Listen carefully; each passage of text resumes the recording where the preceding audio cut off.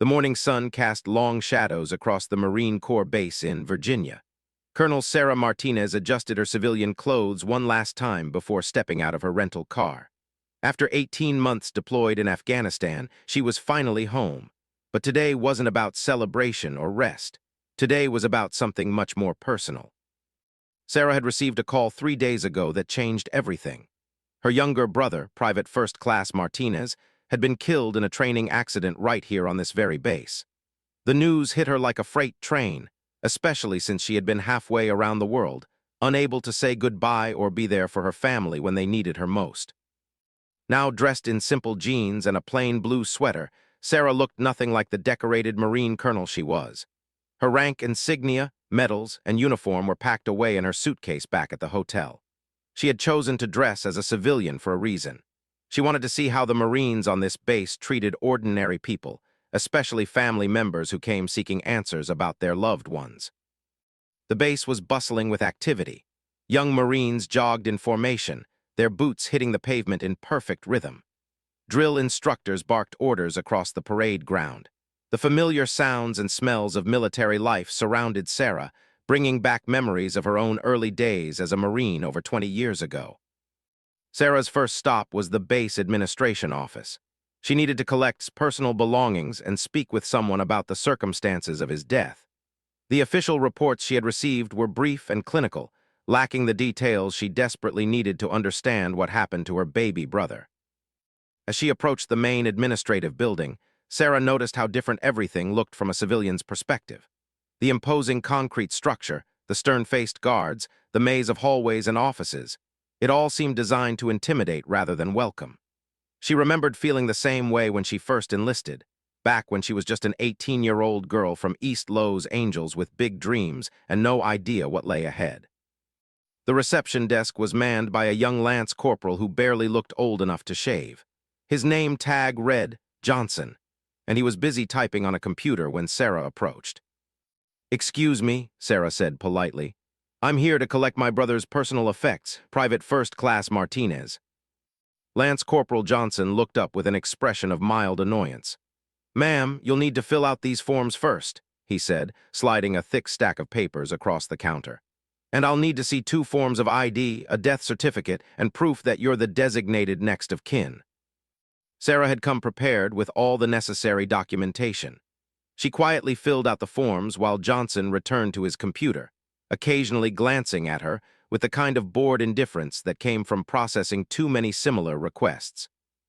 "Says here your brother was involved in a training accident," Johnson said without looking up from his screen. "Happens more than you'd think. These young guys, they think they're invincible, don't follow safety protocols." Sarah's jaw tightened, but she kept her voice calm. "What kind of training accident?" "Live fire exercise," Johnson replied with a shrug. "Equipment malfunction from what I understand, quick and clean if that's any consolation. He wouldn't have felt anything." The casual way Johnson discussed her brother's death made Sarah's blood boil, but she forced herself to remain composed. This was exactly the kind of treatment she had suspected family members received when they came seeking answers. "I'd like to speak with his commanding officer," Sarah said. "That would be Captain, but he's pretty busy today. You might want to make an appointment for next week." "My brother just died," Sarah said firmly. "I think his commanding officer can spare a few minutes." Johnson finally looked at her properly, perhaps sensing the steel in her voice. "Look, lady, I get it. You're upset, but there are procedures here. You can't just walk in and demand to see officers." Before Sarah could respond, a group of Marines entered the building, their boots echoing loudly on the polished floor. They were clearly coming back from some kind of field exercise, their uniforms dusty and their faces streaked with dirt and sweat. Leading the group was a gunnery sergeant with a barrel chest and arms like tree trunks. "Johnson," the gunnery sergeant barked, "where's the paperwork for today's ammunition requisition?" "Right here, Gunny," Johnson replied, suddenly much more animated and respectful than he had been with Sarah. As the Marines crowded around the reception desk, Sarah found herself pushed to the side. One of the younger Marines, a corporal with an attitude that matched his swagger, literally bumped into her shoulder as he leaned across the counter. "Watch it," he muttered, not even bothering to look at her. Sarah stepped back, observing the interaction. She watched as Johnson bent over backward to help these Marines with their requests. His entire demeanor transformed from the bored indifference he had shown her. It was clear that in this environment, civilians, especially civilian women, were second-class citizens. The gunnery sergeant noticed Sarah standing there and gave her a once-over. "Ma'am, you're going to need to step back.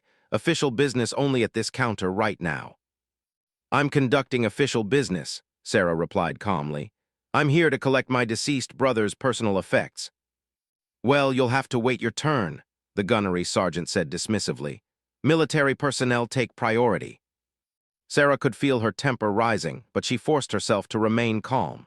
This was exactly what she had expected, but experiencing it firsthand was still infuriating. She thought about, barely 19 years old, and how he might have been treated in his final days if this was the attitude that pervaded the base.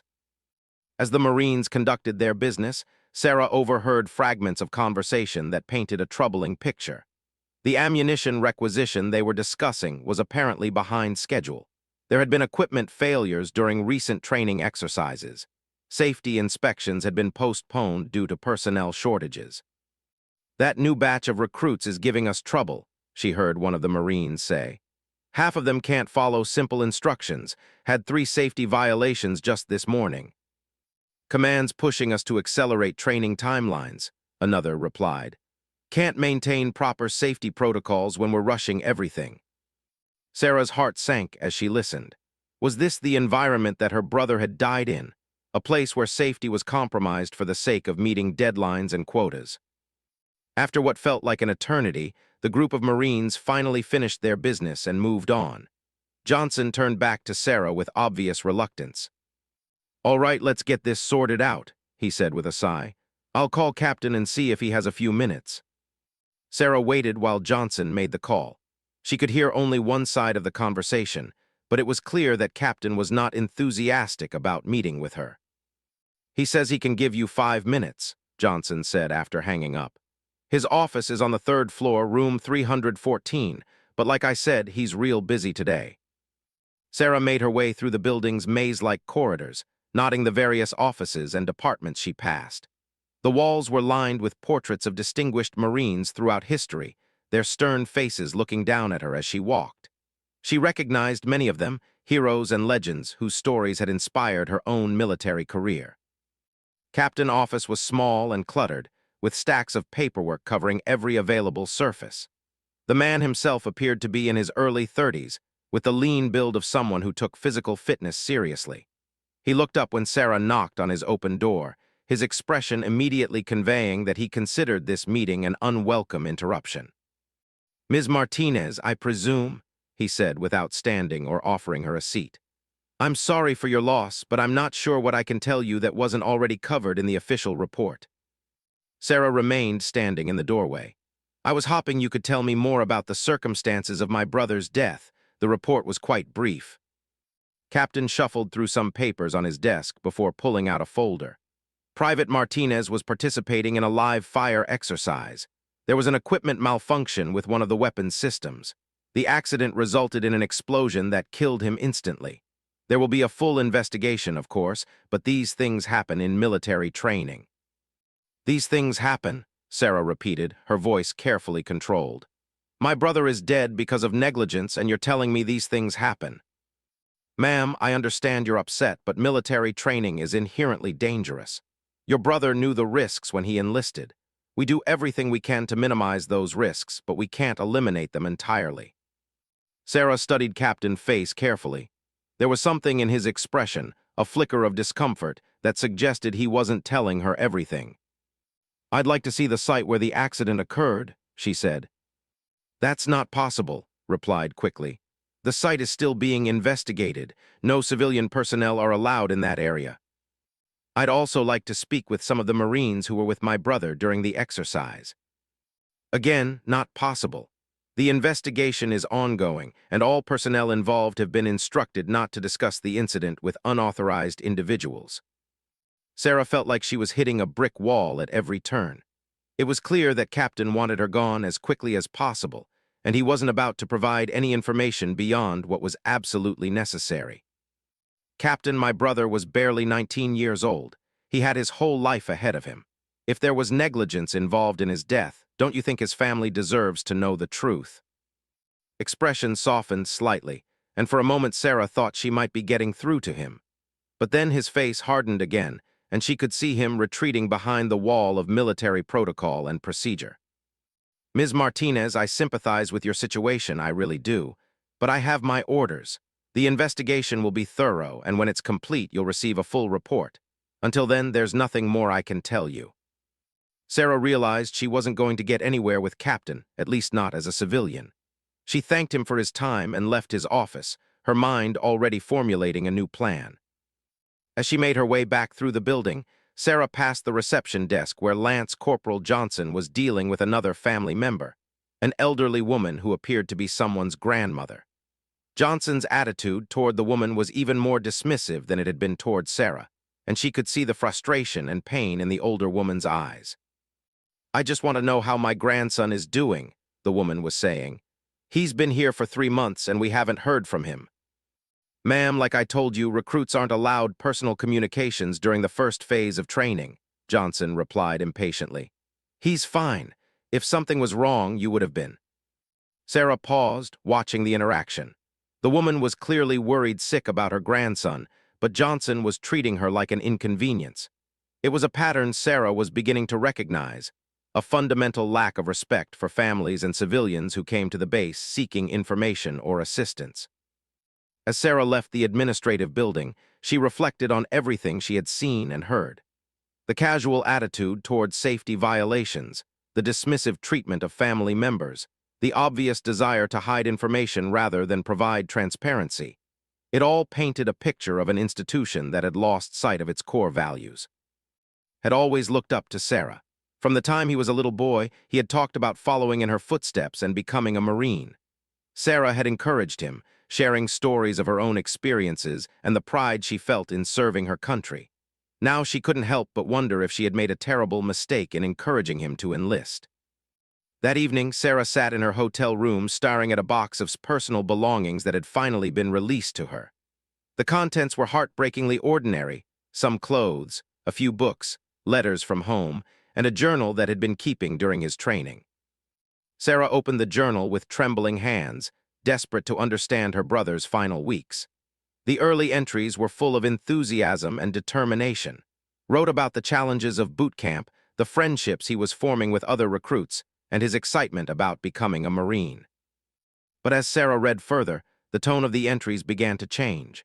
Wrote about equipment failures during training exercises. He described safety shortcuts that instructors were taking to keep up with accelerated training schedules. He mentioned several close calls during live fire exercises, including one incident where a weapon malfunction had nearly resulted in serious injuries. The final entry, written just days before his death, was particularly troubling. Wrote about feeling pressure to participate in an exercise that he and other recruits felt was unsafe. He described malfunctioning equipment that had been cleared for use despite obvious problems. Most disturbing of all, he wrote about instructors who seemed more concerned with meeting training quotas than ensuring the safety of their recruits. Sarah closed the journal, her hands shaking with rage. This wasn't just a tragic accident, it was negligence. Had died because the people responsible for his safety had failed him. And now those same people were trying to cover up their failures by stonewalling his family and hiding behind bureaucratic procedures. As Sarah prepared for bed that night, she made a decision. Tomorrow she would return to the base. But this time she wouldn't be coming as Martinez's grieving sister. This time she would be coming as Colonel Sarah Martinez, United States Marine Corps, with over 20 years of service and the authority to demand answers. She had seen enough to know that this base had serious problems that extended far beyond her brother's death. Young Marines were being put at unnecessary risk because of negligence and poor leadership. Families were being disrespected and dismissed when they sought information about their loved ones. The very values that the Marine Corps was supposed to represent, honor, courage, and commitment, were being trampled underfoot. Sarah had spent her entire adult life serving in the Marine Corps. She had led men and women in combat, earned the respect of her peers, and risen through the ranks to become one of the few female colonels in the Corps. She had always believed in the Marine Corps motto, Fidelis, always faithful. Now it was time to find out who had been faithful to and who had failed him. Tomorrow, the games would end, and the real investigation would begin. As Sarah drifted off to sleep, she thought about his journal and the fear she had detected in his final entries. Her little brother had died alone and afraid, failed by the very institution that was supposed to protect and train him. That was something she could never forgive, and something she was determined to make right. The Marine Corps had taught Sarah many things over the years, but perhaps the most important was that you never leave a fellow Marine behind. Might be gone, but she wasn't going to leave him behind. She was going to find the truth, no matter what it cost her. Sarah woke before dawn, her internal clock still adjusted to Afghanistan time. She had barely slept, her mind churning over everything she had discovered the previous day. His journal lay open on the hotel room table where she had left it, his final words still echoing in her mind. She showered and dressed carefully, this time choosing her Class A service uniform. The familiar weight of her rank insignia felt both comforting and empowering as she pinned them to her collar. The ribbons and medals on her chest told the story of a distinguished career: Purple Heart, Bronze Star, Combat Action Ribbon, and dozens of others accumulated over 2 decades of service. Looking at herself in the mirror, Sarah saw the Marine colonel she had worked so hard to become. Today, these young Marines would learn what it meant to disrespect a fellow Marine's family. Today, they would learn about accountability. The drive to the base felt different this morning. Yesterday, she had approached as a grieving sister seeking answers. Today, she was a senior officer conducting an investigation. The guards at the gate snapped to attention when they saw her uniform and rank, their casual demeanor instantly replaced by crisp military bearing. "Good morning, Colonel," the gate guard said, rendering a sharp salute. "Welcome to." "Good morning, Marine," Sarah replied, returning the salute. "I need to speak with your base commander immediately." "Yes, ma'am. I'll call ahead and let them know you're coming." The difference in treatment was immediate and stark. Where yesterday she had been an inconvenience to be shuffled aside, today she was escorted directly to the base commander's office by a respectful aide who kept apologizing for any delay. Colonel James had been expecting her call ever since the gate guard reported her arrival. He was a career Marine in his late 50s, with gray hair and the bearing of someone who had spent his life in the military. When Sarah entered his office, he stood immediately and offered a firm handshake. "Colonel Martinez, this is an unexpected honor," said. "I've heard about your service in Afghanistan, outstanding work over there." "Thank you, sir," Sarah replied. "I'm here about my brother, Private First Class Martinez." His expression immediately became somber. "I was very sorry to hear about your loss, Colonel. A tragic accident. Please have a seat." Sarah remained standing. "Sir, I have reason to believe that my brother's death was the result of negligence and safety violations on this base. I'm here to request a full investigation." His eyebrows raised slightly. "Colonel, I assure you that we are conducting a thorough investigation into the incident. These matters take time to properly document and review." "Sir, with respect, I spent yesterday on this base as a civilian family member. What I observed was troubling. I was given the runaround, dismissed by junior personnel, and treated with a level of disrespect that I find unacceptable for any family member, let alone the family of a fallen Marine." Sarah reached into her briefcase and pulled out his journal. "Additionally, I've reviewed my brother's personal effects, including this journal. The entries document a pattern of safety violations, equipment failures, and pressure to participate in unsafe training exercises." His face was carefully neutral as he accepted the journal. He flipped through it quickly, his expression growing more serious with each page. "This is certainly concerning," he said finally. "Colonel, I want you to know that we take all safety issues seriously. If there have been violations of protocol, we will address them. Sir, I'd like to request permission to conduct my own investigation. I want to interview the Marines who were present during my brother's accident, inspect the site where it occurred, and review all training protocols and safety procedures for live fire exercises." Set the journal down on his desk. "Colonel, I understand your personal interest in this matter, but I'm sure you can appreciate the position this puts me in. Having a family member conduct an investigation into their relatives' death raises obvious questions about objectivity. Sir, I've been a Marine for over 20 years. I've investigated everything from minor infractions to major security breaches. My personal interest in this case will ensure that I'm thorough, not that I'm biased. Considered this for a long moment. Sarah could see him weighing the potential complications of refusing a request from a decorated colonel against the difficulties of allowing her to investigate. "Very well," he said finally.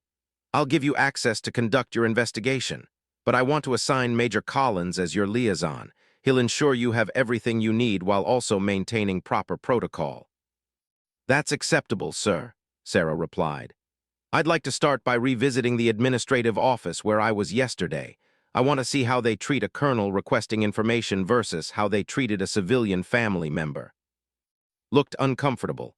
"Colonel, if there were any issues with how you were treated yesterday, I apologize. Sometimes our junior personnel need reminders about proper courtesy." "Sir, this wasn't just about courtesy. It was about a fundamental lack of respect for military families.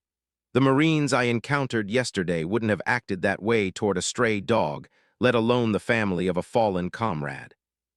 20 minutes later, Sarah was walking back into the administrative building, this time in full uniform with Major Collins at her side.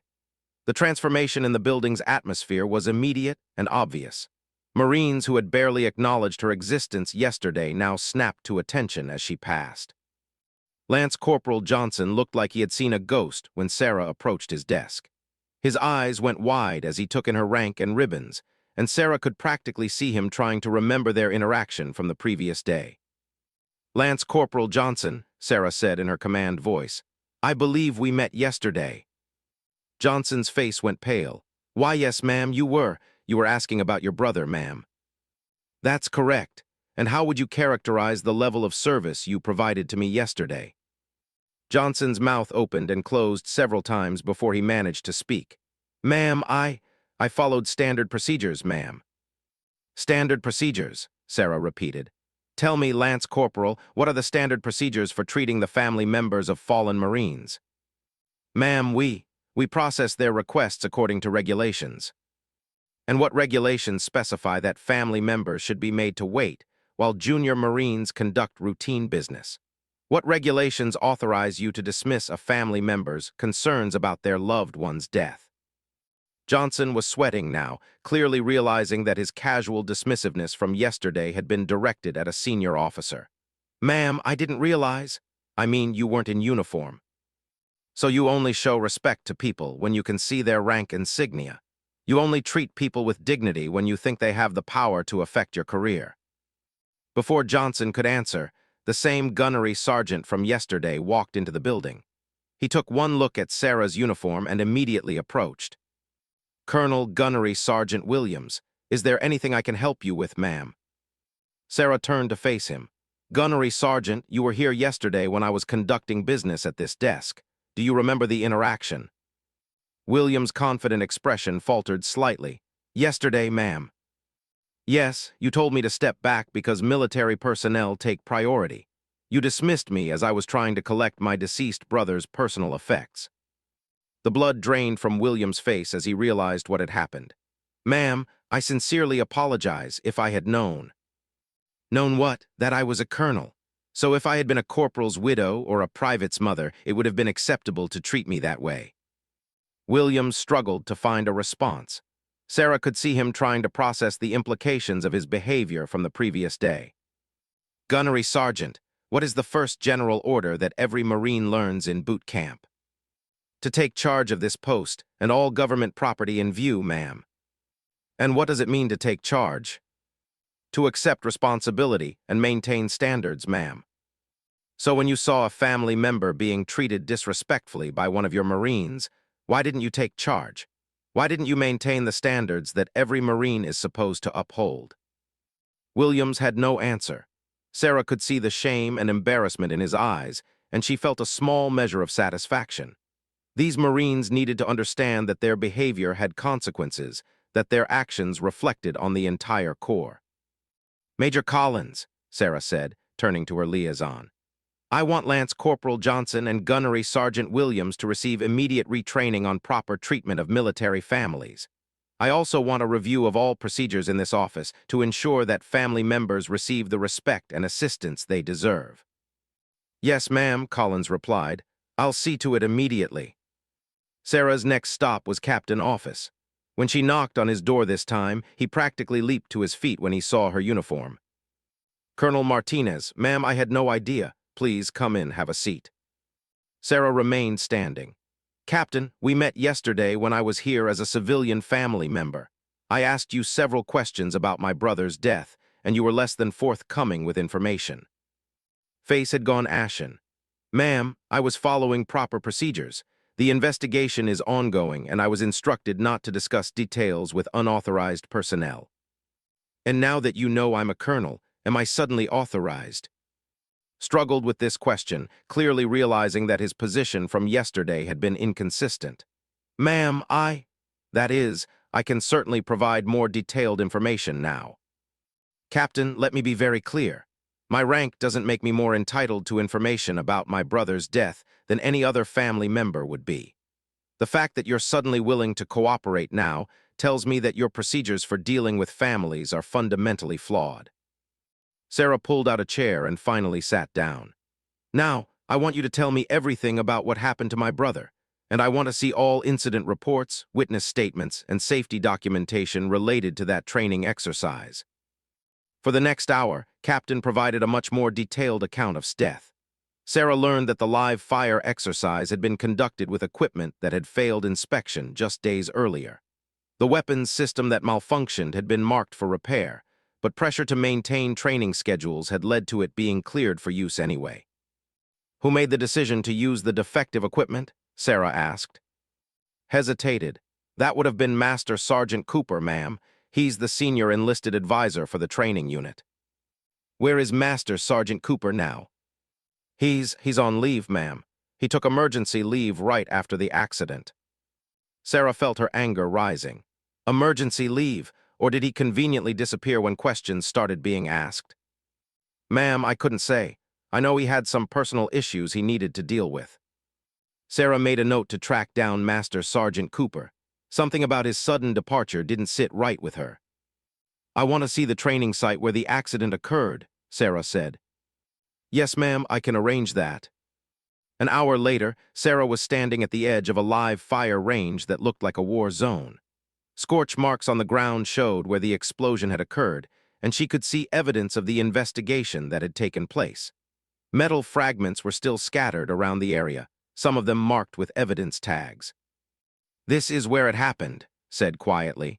"Your brother was in the third position from the left when the weapon system exploded." Sarah walked slowly around the site, trying to visualize what had occurred. The setup was fairly standard for a live fire exercise, but as she examined the positions more closely, she began to notice problems. "These safety barriers are inadequate," she observed. "The spacing between positions is too close, and where are the protective bunkers for the safety officers?" "Ma'am, this range has been used for training exercises for over 10 years, replied defensively. "That doesn't make it safe," Sarah shot back. "Standards evolve, equipment improves. Just because something has been done a certain way for 10 years doesn't mean it's the right way." As Sarah continued her examination of the site, she found more evidence of the systemic safety problems that had led to death. The range had not been updated to meet current safety standards. Equipment was being used beyond its recommended service life. Safety protocols that should have been mandatory were being treated as suggestions. "Captain, I want copies of all maintenance records for the equipment used in this exercise. I want the training schedules for the past 6 months, and I want a list of every safety violation or incident that has occurred on this base in the last year." "Ma'am, some of that information might be classified or restricted." Sarah fixed with a stare that had intimidated Taliban fighters. "Captain, I have a top-secret security clearance and 20 years of service. Unless you're conducting nuclear weapons training on this range, there's nothing here that I'm not cleared to see." "Yes, ma'am. I'll have everything prepared for you by tomorrow morning." As the day wore on, Sarah interviewed several of the Marines who had been present during final training exercise. The picture that emerged was even more disturbing than what she had already discovered. Private Henderson, one of his closest friends, provided the most damaging testimony. "Ma'am, we all knew that weapon system was messed up," he said. "It had been jamming all week, but Master Sergeant Cooper kept saying we needed to make our training quota for the month." "Did anyone raise safety concerns?" Sarah asked. Yes, ma'am, Private Martinez. Your brother. He actually spoke up about it the day before the accident. He told Master Sergeant Cooper that the weapon wasn't safe to use. Sarah felt her heart clench. Had tried to prevent his own death by speaking up about safety concerns, and he had been ignored. What did Master Sergeant Cooper say to my brother? Henderson looked uncomfortable. Ma'am, he told him to shut up and follow orders, said if he couldn't handle real Marine training, maybe he should transfer to the Air Force. The more Sarah learned, the angrier she became. This wasn't just negligence. It was criminal disregard for the safety of young Marines. And his fellow trainees had been put at unnecessary risk because senior personnel were more concerned with meeting quotas than protecting lives. By the end of the day, Sarah had compiled a damning picture of systemic failures that had led directly to her brother's death. Equipment that should have been repaired was being used in live fire exercises. Safety protocols were being ignored to meet training schedules. And junior Marines who raised legitimate safety concerns were being intimidated into silence. That evening, Sarah sat in her hotel room reviewing all the evidence she had gathered. She had documented enough safety violations to end several military careers and potentially result in criminal charges. But she also knew that the real test would come tomorrow, when she confronted the senior leadership responsible for this mess. She thought about his final journal entry, where he had written about feeling pressure to participate in unsafe training. Her little brother had died because he was following orders from people who didn't value his life. That was something she could never forgive. Sarah had always believed that the Marine Corps was different, that it truly lived up to its values of honor, courage, and commitment, that Marines really did take care of their own. The events of the past 2 days had shaken that belief to its core. But they had also strengthened her resolve to fight for change. Was gone, but there were thousands of other young Marines on bases across the country who deserved better. They deserved leaders who would protect them, not put them at unnecessary risk. They deserved an institution that lived up to its own values. As Sarah prepared for bed, she thought about the conversation she would have tomorrow with Base Commander. She would present him with all the evidence she had gathered and demand immediate action. And if he wasn't willing to take that action, she would take her findings to Marine Corps headquarters. The Marine Corps had taught her to never leave a fellow Marine behind. Tomorrow, she would make sure that death wasn't in vain by fighting to protect every Marine who would follow in his footsteps. The morning of the third day brought an unexpected development. Sarah was reviewing her evidence file over coffee when Major Collins called with urgent news. "Colonel, we have a problem," Collins said, his voice tense. "Master Sergeant Cooper has returned from leave and he's demanding to speak with you immediately. He seems agitated." Sarah set down her coffee cup. "Where is he now?" "He's in Colonel's office. Sir, there's something else. He's brought a lawyer with him." This was an interesting turn of events. Sarah had been wondering when someone would try to lawyer up to avoid accountability. "I'll be there in 30 minutes. When Sarah arrived at the base, she could feel tension in the air. Word had apparently spread about her investigation, and Marines throughout the building were walking on eggshells. The casual atmosphere she had observed 2 days earlier had been replaced by the kind of nervous energy that came when senior leadership was paying attention. Colonel's office was crowded when Sarah entered. Master Sergeant Cooper was a thick-set man in his 40s with the weathered look of someone who had spent decades training Marines. Next to him sat a civilian in an expensive suit who was obviously the lawyer Collins had mentioned.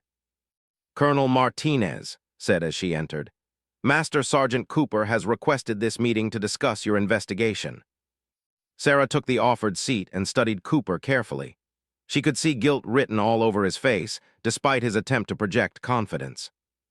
"Master Sergeant," she said evenly, "I understand you were the senior enlisted advisor responsible for the training exercise where my brother died." Cooper's lawyer leaned forward. "Colonel, my client wants to cooperate fully with your investigation. However, we need to ensure that his rights are protected throughout this process." "His rights?" Sarah's voice was dangerously quiet. "What about my brother's right to safe training? What about his right to voice safety concerns without being intimidated?" Cooper shifted uncomfortably in his chair. "Ma'am, I want you to know that I never intended for anyone to get hurt. That kid, your brother, he was a good Marine. What happened to him was a tragedy." A tragedy that could have been prevented, Sarah replied. I've interviewed several witnesses who say you ignored safety concerns about the equipment used in that exercise. Is that true? Cooper glanced at his lawyer before answering. Ma'am, we were under pressure to meet training quotas. The equipment had some issues, but it had been cleared for use by the maintenance department. Sarah pulled out a folder from her briefcase. I have the maintenance records right here, Master Sergeant. That equipment was marked for repair on 3 separate occasions. It was never cleared for use in live fire exercises. The lawyer whispered something in Cooper's ear. Cooper's face went pale as he realized that Sarah had done her homework. Master Sergeant, let me ask you directly, Sarah continued. Did my brother express safety concerns about that equipment? Cooper was silent for a long moment. Finally, he nodded. Yes, ma'am, he did. And what did you tell him? Another long pause. I told him to focus on his training and follow orders. Sarah felt her anger building, but she kept her voice controlled. You told a 19-year-old Marine to ignore legitimate safety concerns because following orders was more important than his life. Ma'am, it wasn't like that, Cooper started. Then what was it like? Sarah demanded. Because from where I'm sitting, it looks like you valued training schedules more than the lives of the Marines under your command. Cooper's lawyer intervened. Colonel, my client acknowledges that mistakes may have been made. However, he was operating under orders from his superiors to maintain training schedules. He should not bear sole responsibility for this tragic accident.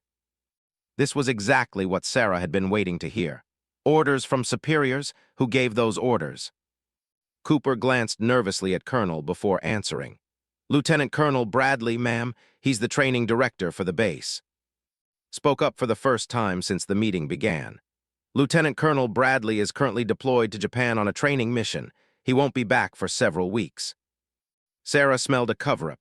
It was awfully convenient that the person ultimately responsible for the training policies was conveniently unavailable for questioning. When did Lieutenant Colonel Bradley deploy? 2 weeks ago, ma'am, replied. So he deployed right after my brother's accident. Another convenient coincidence. His face reddened slightly. Colonel, I resent the implication that we're trying to hide anything. Lieutenant Colonel Bradley's deployment was scheduled months in advance. Sarah made a note to verify that claim. In her experience, when senior officers suddenly became unavailable for questioning, it was rarely a coincidence. Master Sergeant Cooper, she said, turning back to the man who had failed to protect her brother. I want you to write a detailed statement about everything that happened leading up to my brother's death. I want you to include every safety concern that was raised, every piece of equipment that was known to be defective, and every order you received regarding training quotas. Cooper looked to his lawyer again. The lawyer nodded reluctantly. Yes, ma'am, I'll prepare that statement. After Cooper and his lawyer left, Sarah remained in his office to discuss her findings.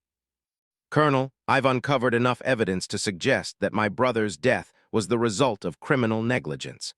I'm recommending that this case be referred to the Naval Criminal Investigative Service for a full investigation. Leaned back in his chair. Colonel, I understand your frustration, but I think you may be jumping to conclusions. Military training is inherently dangerous, and sometimes accidents happen despite our best efforts. Sir, this wasn't an accident. This was the predictable result of ignoring safety protocols and intimidating Marines who tried to raise legitimate concerns. My brother died because the chain of command failed him. Was quiet for several minutes, clearly weighing his options. Finally, he spoke. Colonel, I'm going to be frank with you. This base has been under enormous pressure to increase training throughput. We've been told by higher headquarters that we need to graduate more Marines faster to meet deployment requirements. That pressure has led to some shortcuts in our procedures. This was the first honest thing had said since she arrived. Are you telling me that my brother died because someone in Washington decided we needed more Marines? I'm telling you that the pressures we're under make it difficult to maintain ideal safety standards. We're doing the best we can with limited resources and unrealistic timelines. Sarah stood up, her anger finally boiling over. Sir, with all due respect, that's the biggest load of bullshit I've heard in 20 years of military service. You don't get to kill Marines because someone in Washington is impatient. His face hardened. Colonel, I understand you're upset about your brother's death, but I won't tolerate that kind of language in my office. You won't tolerate my language. Sir, what you should be worried about is whether the families of the Marines under your command can tolerate your leadership. Because from what I've seen, you're more concerned with covering your ass than protecting your Marines. The tension in the room was palpable. Sarah could see that she had crossed a line with, but she didn't care. Was dead because of the failures of people like him, and she was done being polite about it. Colonel Martinez, I think you should take some time to cool off. Your emotions are clearly affecting your judgment. My emotions? Sarah couldn't believe what she was hearing. Sir, my emotions are the only thing that's kept me professional during this investigation. If I were really letting my emotions control my judgment, I would have relieved half your staff for incompetence by now. Stood up as well. Colonel, I think this conversation is over. No, sir, it's not. I'm not going anywhere until I get answers about why my brother died. And if you're not willing to provide those answers, I'll go over your head to Marine Corps headquarters. As Sarah left's office, she knew she had probably burned a bridge. But she didn't care about her relationship with or her future career prospects. She cared about getting justice for and preventing other young Marines from dying needlessly. Her next stop was the training facility where had spent his final weeks. She wanted to interview the drill instructors and other personnel who had worked directly with him. If there was a culture of ignoring safety concerns, she needed to document it thoroughly. The training facility was a collection of barracks, classrooms, and training areas where new Marines learned their basic military skills. Sarah remembered her own time in a similar facility 20 years earlier, and the mixture of excitement and terror she had felt as a young recruit. Staff Sergeant was the senior drill instructor responsible for training company. He was a compact man with the intense eyes of someone who took his job of molding Marines very seriously. When Sarah introduced herself, his demeanor was respectful but guarded. Colonel, I'm sorry for your loss. Your brother was a good Marine. He worked hard and never complained. Staff Sergeant, I'm investigating the circumstances of his death. I need to ask you some questions about the training protocols and safety procedures in your unit. Nodded, yes, ma'am, I'll tell you whatever I can. Over the next hour, painted a picture of a training environment under enormous pressure. Class sizes had increased dramatically over the past year, but the number of instructors had remained the same. Equipment was being used beyond its recommended limits because there wasn't enough to go around. Safety inspections were being postponed because there wasn't time to conduct them properly. Staff Sergeant, did you ever raise concerns about these issues with your superiors? Looked uncomfortable. Ma'am, we mentioned the equipment problems in our weekly reports, but we were told to make do with what we had. What about the live fire exercise where my brother died? Were you present for that exercise? Yes, ma'am, I was one of the safety officers. Did you observe any safety violations during that exercise? Was quiet for a long moment. Sarah could see him struggling with the decision of whether to tell the truth or protect his career. Ma'am, there were several issues that concerned me. The equipment that malfunctioned had been acting up for weeks. The spacing between firing positions was closer than regulations specify, and we didn't have enough safety officers for the number of recruits participating. Did you voice these concerns to Master Sergeant Cooper? Yes, ma'am. I spoke with him the morning of the exercise. And what did he say? He said we had to proceed as scheduled because Lieutenant Colonel Bradley was coming to observe the exercise, and we couldn't afford to look unprepared. This was new information. Sarah made a note to investigate Lieutenant Colonel Bradley's role more thoroughly. Staff Sergeant, why didn't you refuse to conduct the exercise if you felt it was unsafe? Looked miserable. Ma'am, Master Sergeant Cooper made it clear that questioning his decisions would be a career-limiting move. I have a family to support. I couldn't afford to make waves. Sarah felt a mixture of anger and sympathy for. He was caught in the same system that had failed. A system where speaking up about safety concerns was seen as disloyalty rather than responsibility. Staff Sergeant, I need you to write a detailed statement about everything you observed leading up to and during that exercise. I need you to include every safety concern you raised and every response you received from your superiors. Nodded reluctantly. Yes, ma'am, but Colonel, I hope you understand the position this puts me in. if I'm seen as disloyal to the chain of command. Staff Sergeant, the only thing disloyal would be staying silent while more Marines die needlessly. My brother spoke up about safety concerns, and he was ignored. You raised concerns, and you were ignored. How many more Marines have to die before we admit there's a problem? That afternoon, Sarah interviewed several of the recruits who had been in training company. The picture they painted was even more disturbing than what she had already learned. Private Collins, a young woman from Texas, described an environment where questioning authority in any form was severely discouraged. "Ma'am, we were told that Marines follow orders without question. If you raised concerns about anything, you were accused of being weak or uncommitted." Private, one of his roommates, provided even more damaging testimony. "Ma'am tried to talk to me about the equipment problems the night before he died. He was scared, but he felt like he had to go through with the exercise because he didn't want to be labeled as a troublemaker." Sarah had to excuse herself from the interview room for a moment to compose herself. The image of scared and alone, feeling like he had no choice but to participate in an exercise he knew was dangerous, was almost more than she could bear. When she returned to the interview, continued his account. "Ma'am talked about wanting to be a Marine like his sister. He said you were his hero and he wanted to make you proud. I think that's why he didn't want to speak up more forcefully about the safety issues." Sarah felt like someone had punched her in the stomach, had died partly because he was trying to live up to her example. The irony was devastating. She had spent her entire career fighting for the safety and welfare of Marines, and her own brother had died because he was afraid of disappointing her. As the day wore on, Sarah compiled statement after statement from Marines who had witnessed or experienced safety violations.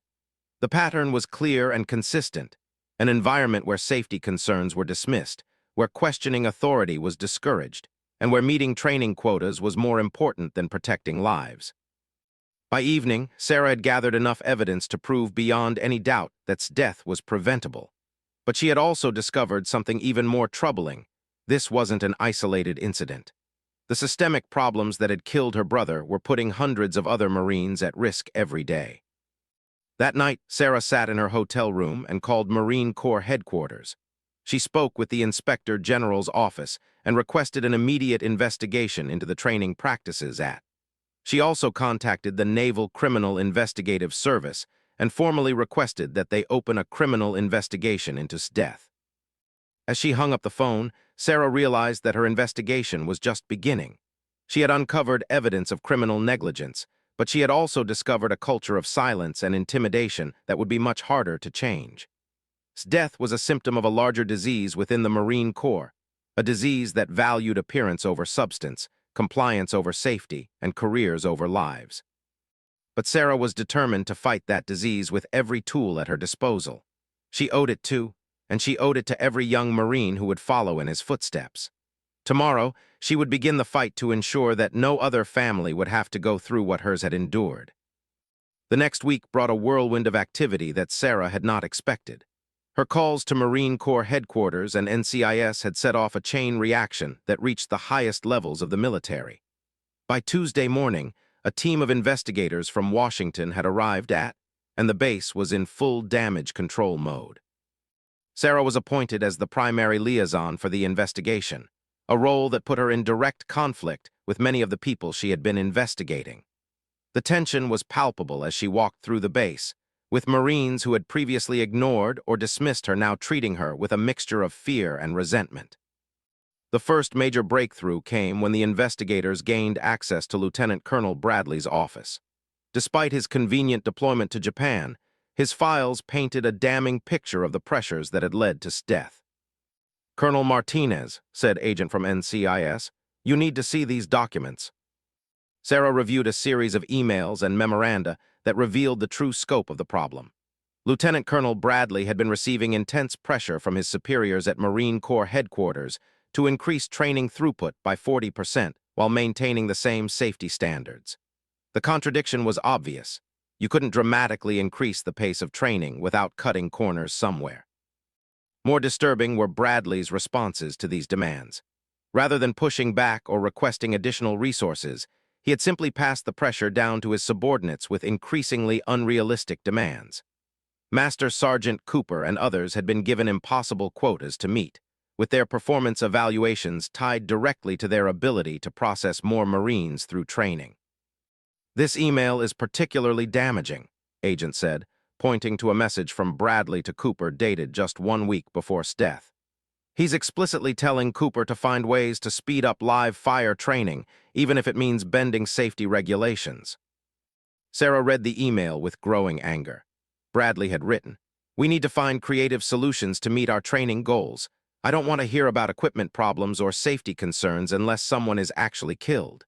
These recruits need to learn that Marines adapt and overcome, not that they complain about every little issue." "He basically ordered them to ignore safety concerns," Sarah said. "This is criminal negligence at the command level." But the investigators found something even more troubling in Bradley's files. Similar pressure was being applied at Marine Corps bases across the country. The push to increase training throughput was part of a larger initiative driven by political pressure to expand the Marine Corps rapidly in response to international threats. "Colonel, this goes much higher than we initially thought," Agent said. "We're seeing evidence that these dangerous training practices are widespread throughout the Marine Corps." Sarah felt overwhelmed by the scope of what they were uncovering. His death wasn't an isolated incident. It was part of a systemic failure that was putting thousands of Marines at risk. The investigation took another dramatic turn when Master Sergeant Cooper, faced with the mounting evidence against him, decided to cooperate fully with investigators. His detailed confession revealed the extent to which safety had been sacrificed for the sake of meeting quotas. "I want to make this right," Cooper told Sarah during a formal interview. "Your brother didn't deserve to die because I was afraid of my performance evaluation." Cooper's statement revealed that the weapon system that killed had actually failed its safety inspection 3 times. Each time, Cooper had been pressured to find a way to get it approved for use because replacing it would have delayed training schedules. He had finally forged the inspection documents, signing off on equipment he knew was dangerous. "Why didn't you just refuse to use the equipment?" Sarah asked. Cooper's face was filled with shame. "Ma'am, Lieutenant Colonel Bradley made it clear that officers who couldn't meet their training goals wouldn't be promoted. I was up for promotion to first sergeant, and I needed that rank to support my family. I made the worst decision of my life, and your brother paid the price." As the investigation continued, more Marines came forward with their own stories of safety violations and intimidation. The culture of silence that had protected these practices for years was finally beginning to crack, but the damage that had been done was staggering. Private Henderson's friend provided testimony that broke Sarah's heart all over again. "Ma'am, talked to me the night before he died. He said he was scared about the exercise, but he didn't want to speak up because he was afraid of being kicked out of the Marine Corps. He said his sister was a colonel, and he couldn't stand the thought of disappointing you." Sarah had to leave the interview room again. The guilt she felt was overwhelming. Had died partly because he was trying to live up to her example, and she hadn't been there to protect him when he needed it most. But perhaps the most damaging revelation came when investigators tracked down Lieutenant Colonel Bradley in Japan and conducted a video conference interview. Faced with the evidence against him, Bradley broke down completely. "I never meant for anyone to get hurt," he said, tears streaming down his face. "But the pressure from headquarters was relentless. General was calling me personally every week to demand progress reports on training numbers. My career was on the line." This mention of General, a different from the base commander, sent shockwaves through the investigation. They were now looking at potential criminal negligence at the general officer level. As the investigation expanded, Sarah found herself caught between her desire for justice and her loyalty to the Marine Corps. Every revelation painted the institution she had devoted her life to in an increasingly negative light. The Corps that had taught her about honor, courage, and commitment had failed to live up to its own values in the most fundamental way. The breaking point came during a heated confrontation with Colonel, the base commander. Had been growing increasingly hostile as the investigation uncovered more evidence of systemic failures under his command. "Colonel Martinez," said during a private meeting in his office, "I think you need to consider the bigger picture here.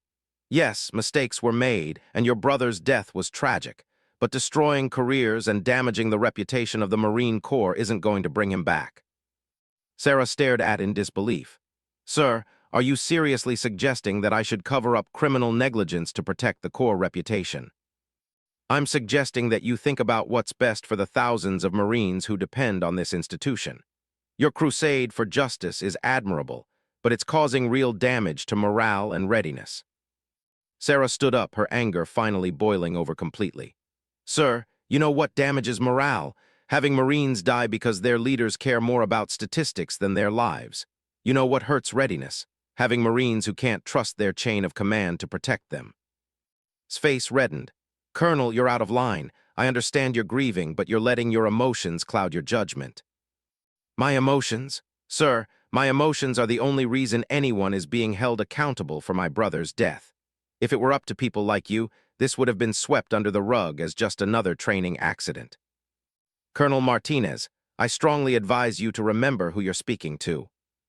Sarah leaned forward, her voice deadly calm. Sir, with all due respect, I'm speaking to someone who allowed a culture of negligence to flourish under his command. Someone who values protecting his own career more than protecting the Marines under his care. And someone who apparently thinks that grieving families should stay quiet to protect the institution. The confrontation ended with threatening to have Sarah removed from the investigation, and Sarah threatening to go public with everything she had learned. It was clear that the working relationship between them was beyond repair. That evening, Sarah received an unexpected visitor at her hotel. Agent arrived with a grim expression and a new set of documents. Colonel, we've been digging into the wider implications of this case, and what we've found is disturbing. The pressure to increase training throughput isn't just coming from Marine Corps headquarters, it's coming from the Secretary of Defense's office. Sarah reviewed the documents provided. They showed a clear chain of pressure flowing from the Pentagon down through the Marine Corps hierarchy to individual training bases. The push to train more Marines faster was driven by intelligence assessments, suggesting that the military needed to rapidly expand to meet emerging threats. So my brother died because some analyst in Washington decided we needed bigger numbers, Sarah said bitterly. It's more complex than that, but essentially, yes. The political leadership made a decision to expand the military rapidly, and that decision created pressure throughout the system. When that pressure reached the training level, safety became secondary to meeting quotas. Paused before continuing. Colonel, there's something else you need to know. We've identified at least 12 other training deaths in the past 18 months that appear to follow the same pattern as your brother's case. Equipment failures, ignored safety concerns, pressure to meet quotas. It's happening across the entire Marine Corps. Sarah felt sick. Wasn't the only one. There had been other families who had gone through the same loss, the same questions, the same struggle for answers. And most of them had probably been stonewalled and dismissed just as she had been during her first day on the base. What are the names of the other families? Sarah asked. I want to contact them. Hesitated.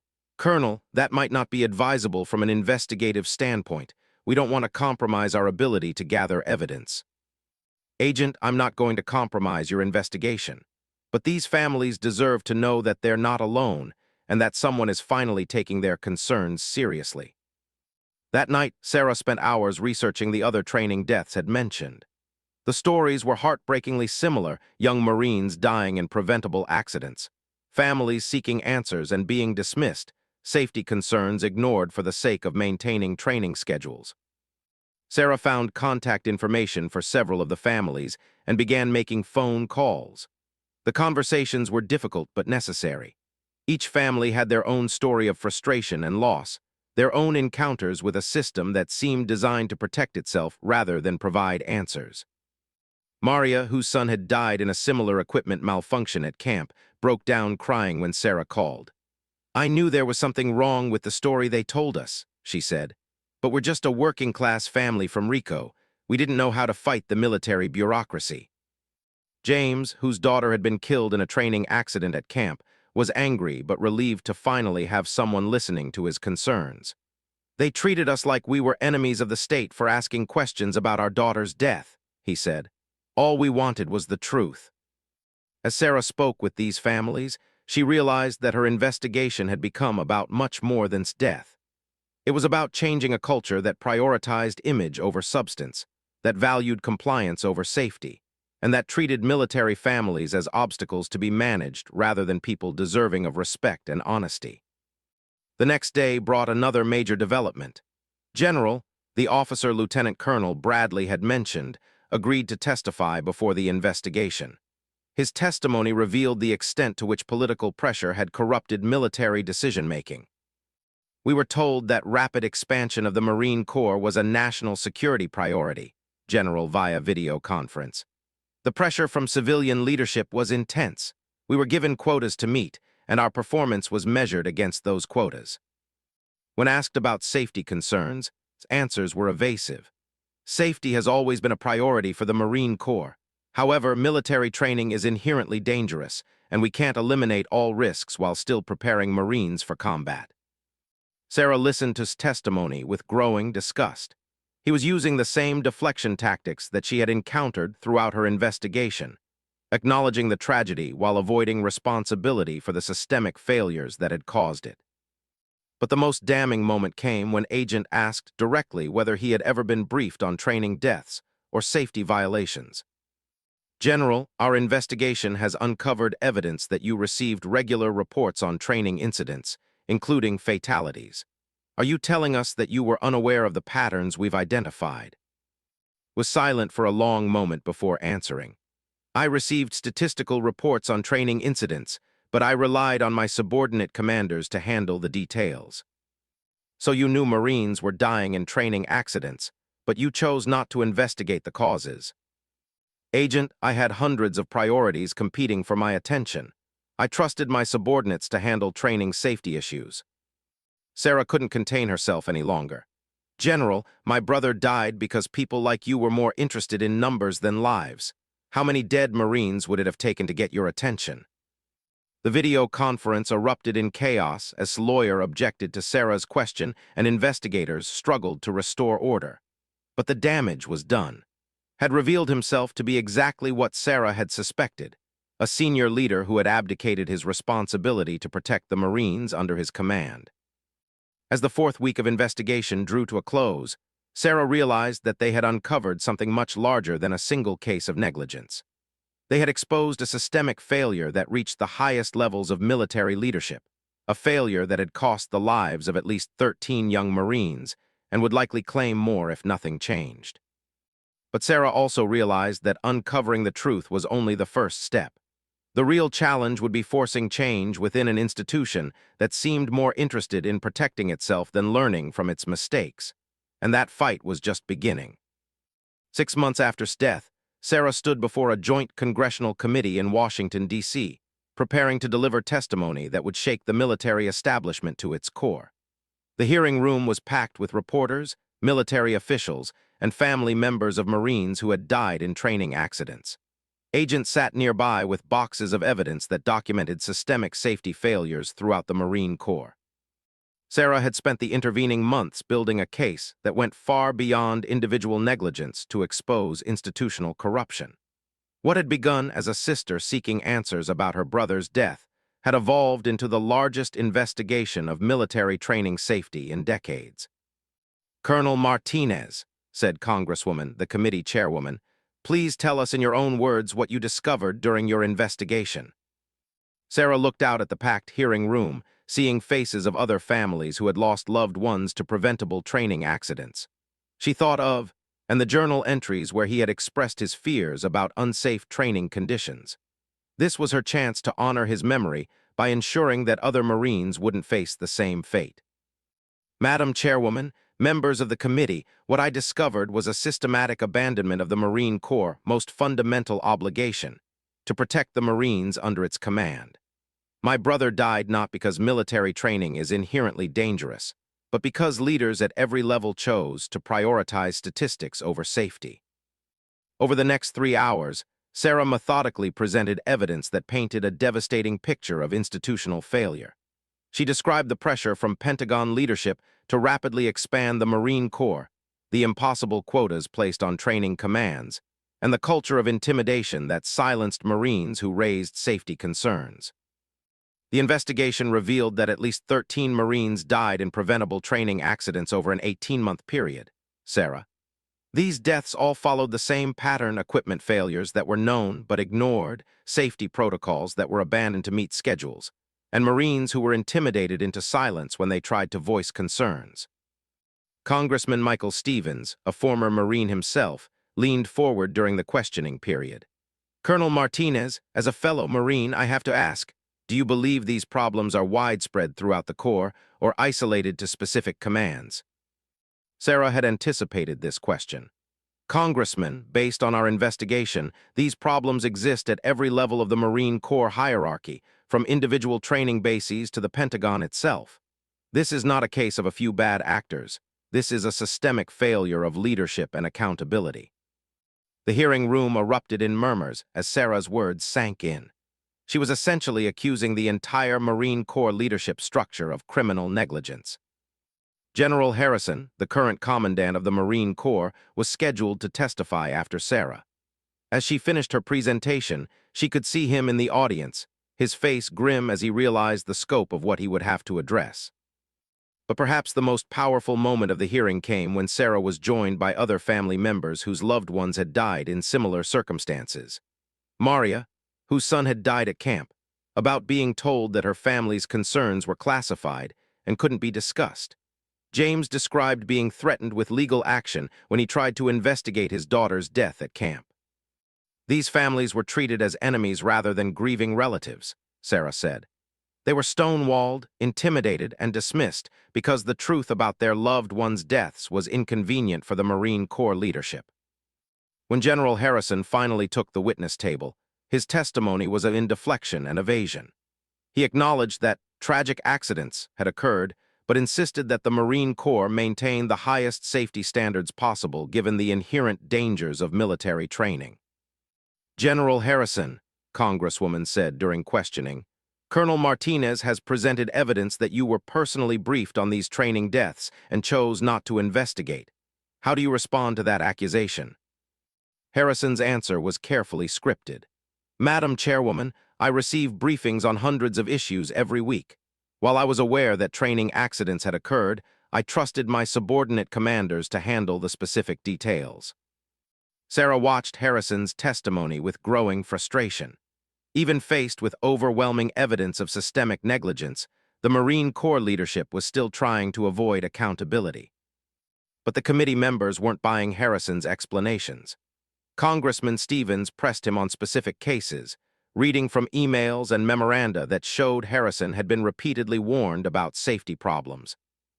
"General, this email from Colonel Bradley specifically mentions equipment failures and pressure to ignore safety protocols.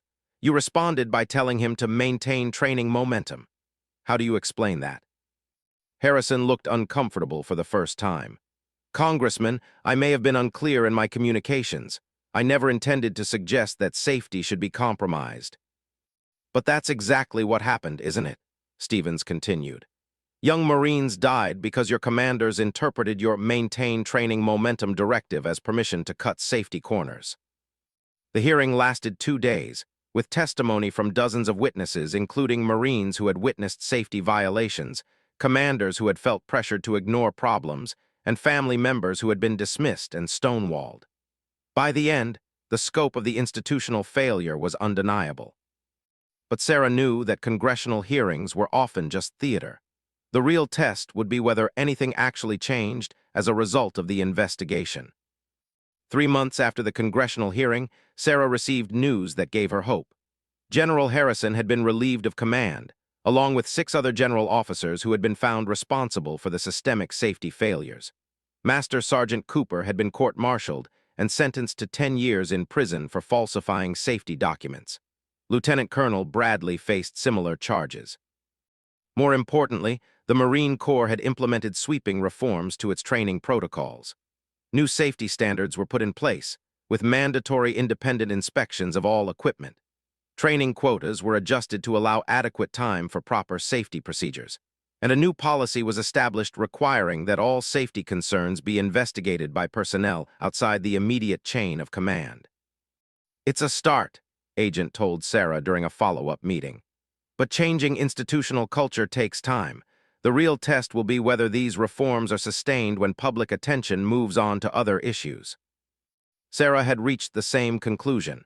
The investigation and congressional hearings had exposed the problems, but preventing future tragedies would require constant vigilance.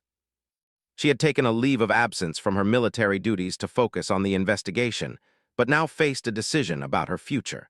Some of her fellow officers viewed her as a who had damaged the Marine Corps reputation. Others saw her as a hero who had forced necessary changes. The decision was made easier when she received a call from the Secretary of Defense himself. "Colonel Martinez, I wanted to personally thank you for your courage in bringing these issues to light. The Marine Corps is stronger because of what you did, even if some people don't see it that way yet." "Thank you, sir. I only did what any Marine should do when they see their fellow Marines in danger." "Colonel, I have a proposition for you. I want you to head up a new Pentagon office focused on military training safety.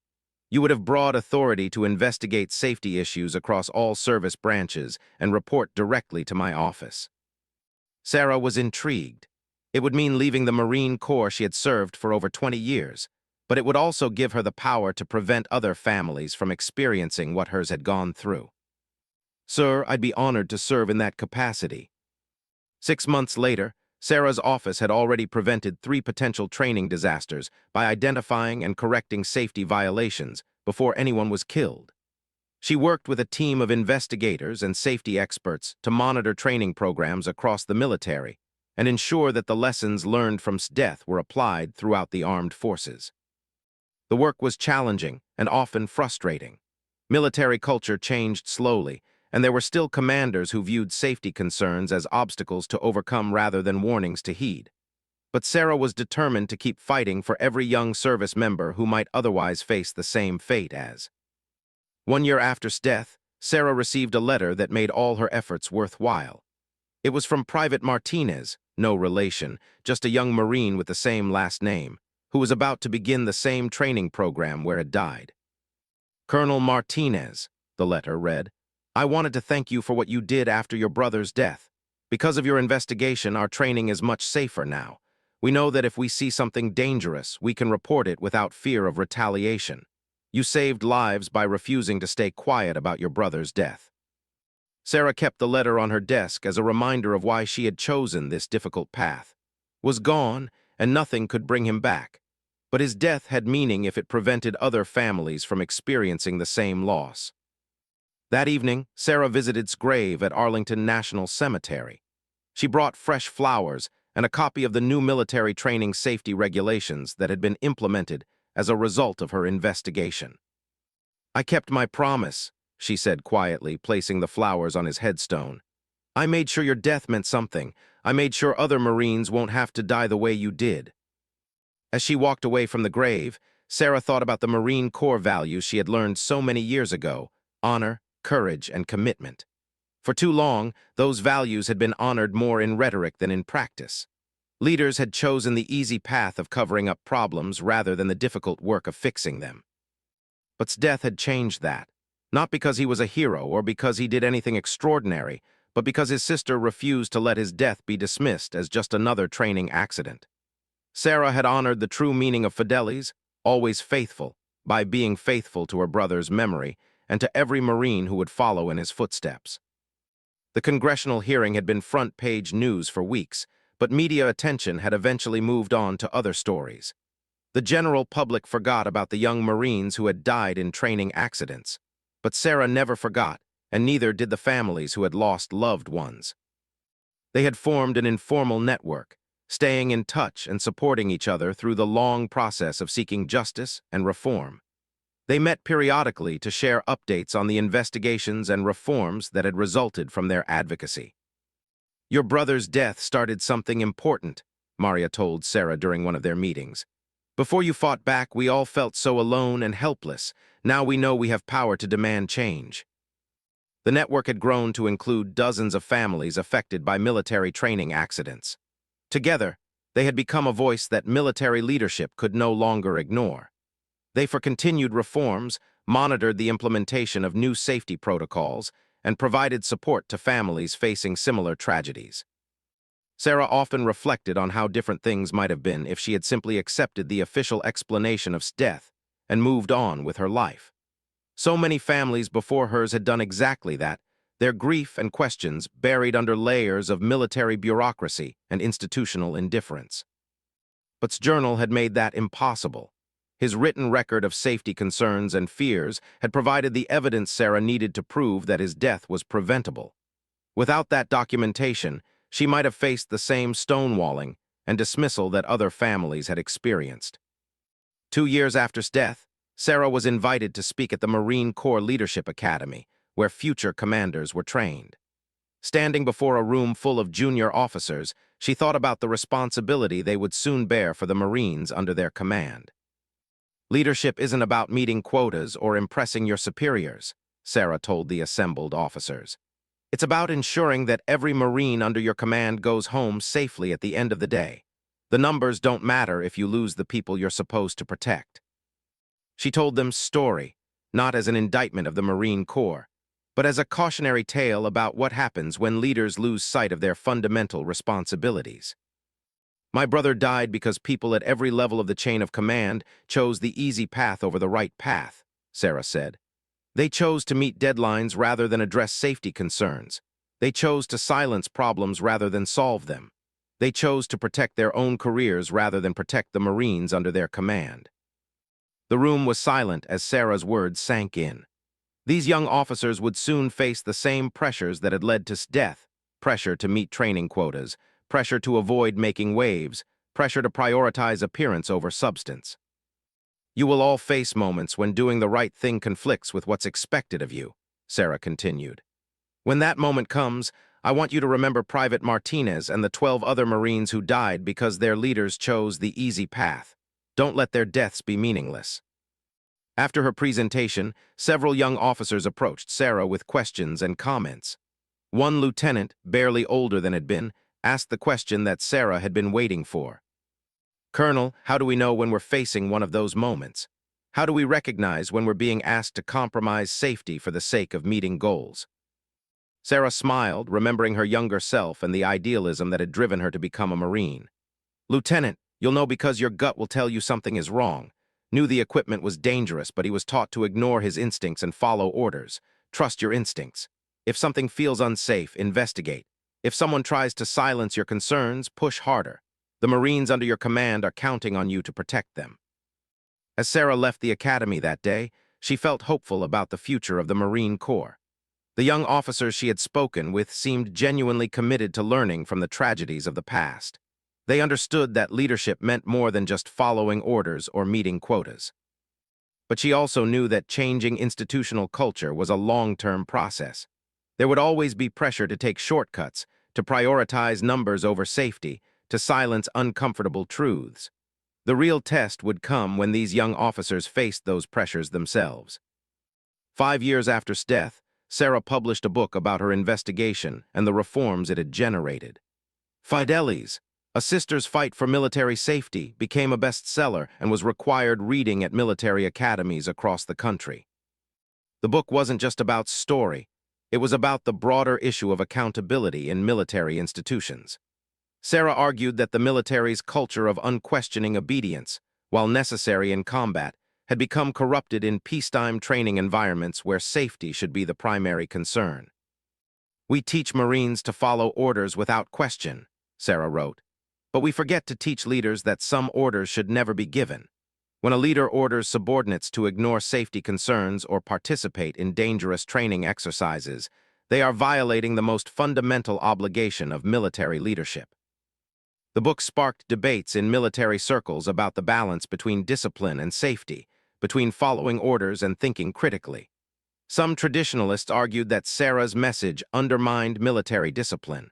Others embraced her call for leaders who could balance obedience with moral courage. Sarah didn't care about the debates. She cared about the letters she received from young service members who told her that her book had given them courage to speak up about safety concerns. She cared about the commanders who told her that they had changed their leadership style after reading story. 10 years after his death, Sarah retired from government service and established a nonprofit organization dedicated to military family advocacy. The Martinez Foundation provided support to families affected by military training accidents and for continued safety reforms. The Foundation's work wasn't glamorous. It consisted mostly of reviewing accident reports, monitoring safety protocols, and providing emotional support to grieving families. But it served as a constant reminder that the price of military readiness should never be the unnecessary death of service members. Sarah often thought about what might have accomplished if he had lived. He had wanted to be a career Marine, following in his sister's footsteps. He might have become a leader himself, protecting and training the next generation of Marines. Instead, his legacy was different, but no less important. His death had forced the military to confront uncomfortable truths about its training practices and cultural problems. His name was attached to new safety regulations that had prevented countless other deaths. His story was told in academies and training centers as an example of why leadership mattered. On the 10th anniversary of his death, Sarah returned to Arlington National Cemetery. The headstone was weathered now, but the inscription was still clear. Private First Class Martinez, United States Marine Corps, beloved brother and son. "I miss you every day," Sarah said quietly. "But I'm proud of what your death accomplished. You saved so many lives, you changed everything." As she placed fresh flowers on the grave, Sarah thought about the journey that had brought her to this moment. A decade earlier, she had been a grieving sister seeking answers about her brother's death. That simple quest for truth had evolved into a crusade for institutional change that had transformed how the military approached training safety. The work wasn't finished. It never would be completely. There would always be pressures to cut corners, leaders who prioritized appearance over substance, and young service members who needed protection from institutional failures. But the foundation Sarah had built would continue the fight long after she was gone. His death had been a tragedy, but it had not been meaningless. His legacy lived on in every Marine who came home safely because of the reforms he had unwittingly inspired. His memory was honored every time a leader chose to address safety concerns rather than ignore them. As Sarah walked away from the cemetery, she felt a sense of peace that had eluded her for 10 years. Was gone, but his impact on the world continued to grow. He had achieved a form of immortality through the lives he had saved and the institution he had helped to change. Fidelis, always faithful.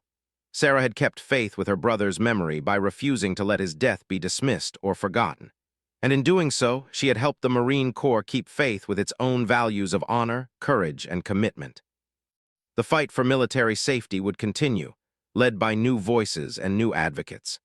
But Story would always be part of that fight, a reminder that every life lost to preventable causes was a tragedy that demanded action and accountability. In the end, that was true rank and honor, not the uniform he had worn or the position he had held, but the changes he had inspired and the lives he had saved through his sister's refusal to stay silent in the face of institutional injustice.